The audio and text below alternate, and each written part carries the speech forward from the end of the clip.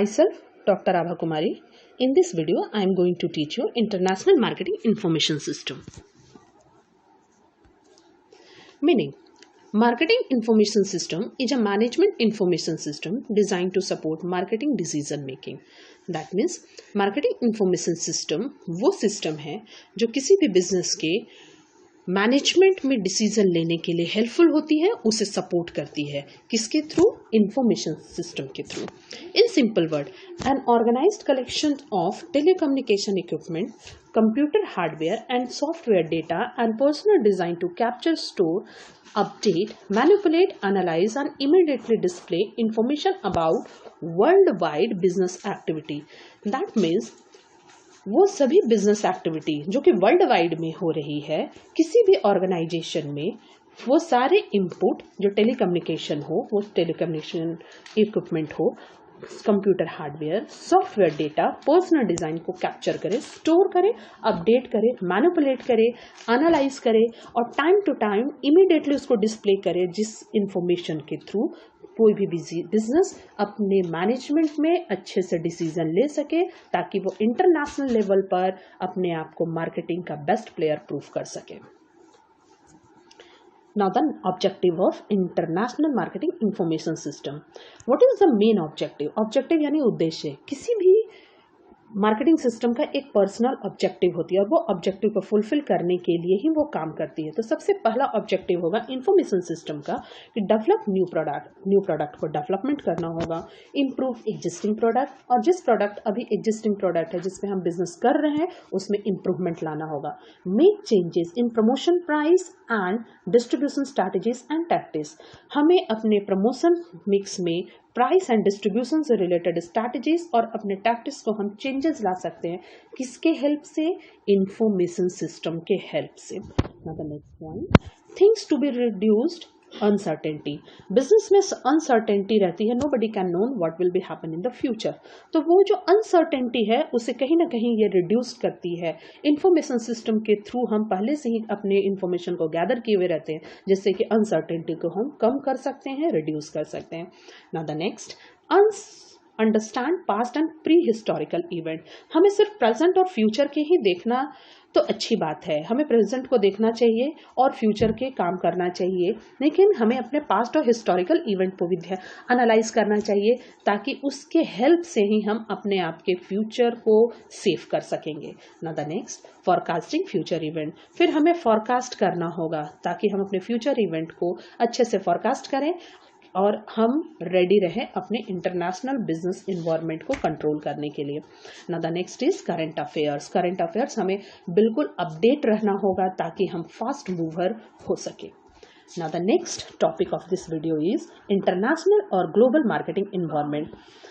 Global marketing environment यानी हमें देखना होगा कि इंटरनेशनल लेवल पे मार्केटिंग का क्या इन्वायरमेंट है या फिर ग्लोबल लेवल पे क्या इन्वायरमेंट है, और उसी इन्वायरमेंट के एडजस्टमेंट करके हम अपने आप को बेस्ट इंटरनेशनल मार्केटर प्रूव कर सके. Now the meaning, international marketing environment refers to counterable and uncounterable forces that influence upon marketing decision making of a firm globally. मतलब इंटरनेशनल मार्केटिंग इन्वायरमेंट कंट्रोलेबल और uncontrollable forces को लेकर काम करती है और वो इन्फ्लुएंस करती है, जिससे कि हम अपने मार्केटिंग से रिलेटेड सभी डिसीजन को अच्छे से प्रूफ कर सके और ग्लोबली अपने आप को स्टैब्लिश कर सके. It is comprised of 3 component which shapes. इसके मुख्य 3 कंपोनेंट है. First, policies, program and strategies. यानी ग्लोबल इन्वायरमेंट में हमको प्रूफ करने के लिए अपनी पॉलिसी पे ध्यान देना होगा, प्रोग्राम बनाना होगा और स्ट्रैटेजीज बनाने होगी, जिससे कि हम अपने आप को इंटरनेशनल मार्केटर प्रूफ कर सके. An international firm must resort to systematic study of international marketing environment. यानी किसी भी इंटरनेशनल फर्म को सिस्टमैटिक स्टडी करनी होगी इंटरनेशनल मार्केट इन्वायरमेंट को, टू कलेक्ट द इनपुट. यही इसका सबसे important point, collect the input. हमें अपनी इनपुट को कलेक्ट करना होगा, जिससे कि हम अपने मार्केटिंग से रिलेटेड बेस्ट डिसीजन ले सके. Now next is main component of international marketing environment. It is also divided into 2 parts. First one is internal environment and second one is external environment. मैं प्रीवियस वीडियो में भी explain कर सकी हूँ कि internal environment यानी जो हमारे कंट्रोल में होती है और एक्सटर्नल इन्वायरमेंट जो हमारे कंट्रोल में नहीं होती है। तो इंटरनल इन्वायरमेंट में कौन कौन से फैक्टर्स और कंपोनेंट आते हैं, जिसमें सबसे पहला आएगा ऑल डिपार्टमेंट। हमारे बिजनेस के सभी डिपार्टमेंट जो हमारे कंट्रोल में है, तो वो सारे डिपार्टमेंट कौन कौन से हो जाएंगे, जिसमें management department, finance department, research and development department, purchasing department, operation department, accounting department, ये सारे डिपार्टमेंट हमारे कंट्रोल में होते हैं और ये इंटरनल इन्वायरमेंट के पार्ट है। Now the next is mission, objective, organization structure, physical assets, research and development, technological capability, personal factor like skill, quality, commitment, attitude, moral, इन सभी चीजों पर तो हमारा बिल्कुल भी कंट्रोल होता है और ये इंटरनल इन्वायरमेंट के पार्ट है। Now the next, marketing and distribution network and financial factor, ये सभी कंपोनेंट इंटरनल इन्वायरमेंट में इंक्लूड होते हैं।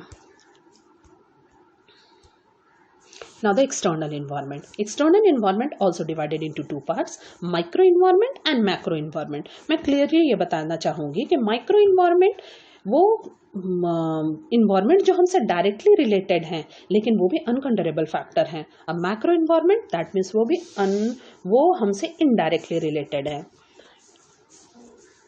माइक्रो इन्वायरमेंट जो डायरेक्टली रिलेटेड है, जिसमें सबसे पहले suppliers, marketing intermediaries, customers, competitors and publics आएंगे। Macro environment includes social environment, political environment, legal environment, technological environment, economic environment, competitive environment, marketing management structure, relationship between shareholders and board of directors, company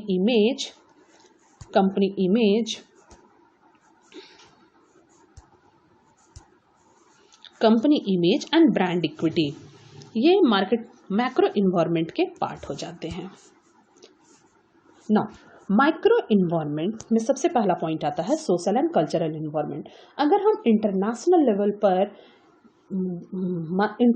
level पर marketing करने के लिए जा रहे हैं, तो हमें उस कंट्री का सोशल और कल्चरल इन्वायरमेंट से बिल्कुल गो थ्रू होना होगा। हमें उस कंट्री का लैंग्वेज से गो थ्रू होना होगा, कलर देखना होगा, customs, values, time, business norms, religion and social structure, all this points are totally include in social and cultural environment.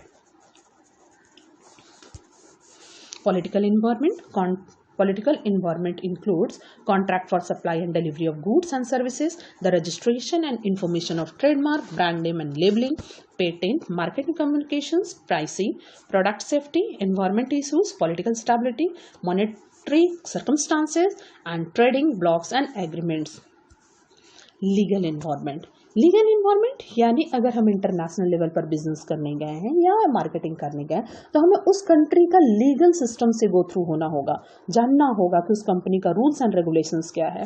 The laws and regulations concerning with employment and labour, सबसे पहले उस country का हमें देखना होगा कि एम्प्लॉयमेंट एंड लेबर से related क्या क्या रूल्स एंड रेगुलेशंस है।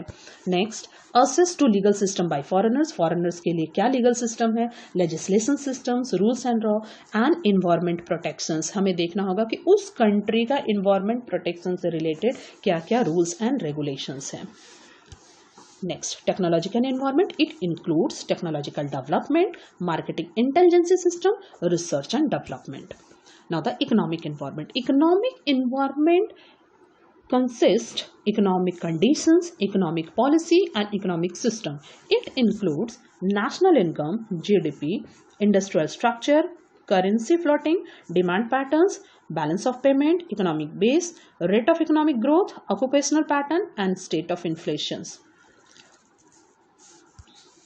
कॉम्पिटिटिव इन्वायरमेंट, जब भी हम मार्केटिंग की बात करते हैं, इंटरनेशनल लेवल का ग्लोबल इन्वायरमेंट की बात करते हैं, तो कॉम्पिटिशन्स तो रहना ही रहना है। तो देखना होगा कि what is the competitive environment of a company.